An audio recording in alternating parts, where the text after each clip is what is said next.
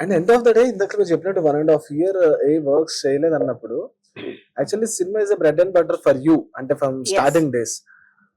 So people are running మీతో పాటు మిగతా వాళ్ళు మీరు చేసే టైంలో వాళ్ళు చేస్తూ ఉంటారు. మిస్సింగ్ అనే ఫీలింగ్ లేకుండా, ఫేర్ అనే ఫీలింగ్ లేకుండా. So at the same time where out of field వెళ్ళిపోయి వేరేది వర్క్ చేస్తున్నప్పుడు ఎక్కడో దగ్గర అది నేను ఇంతమంది ఎదురు కట్నం చెప్తున్నప్పుడు ఇచ్చుకునే మళ్ళీ నేనే డబ్బులు పెట్టాలి దానికి. సెల్ఫ్ ఐ స్పాన్సర్ ఓన్లీ కదా. Self sponsoring, it is very expensive. Yeah దానికి సప్లిమెంట్స్ కావాలి, ప్రోటీన్, డైట్, దిస్ మనం తినే తిండి has to everything put together, it is very expensive. Financial గా చాలా ఇబ్బంది పడ్డాను.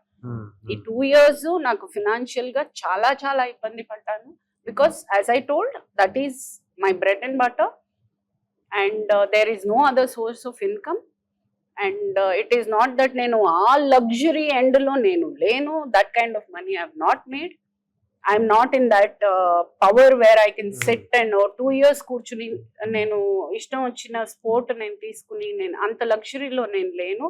అయినా కానీ నేను రిస్క్ చేసి నేను ఫినాన్షియల్ గా ఇబ్బంది పడుతున్నా, గోల్డ్ అమ్ముకునో ఇల్లు అమ్ముకునో లేకపోతే తప్పులు చేసుకునో నేను చేశాను. కానీ I didn't want to do the work what they want me to.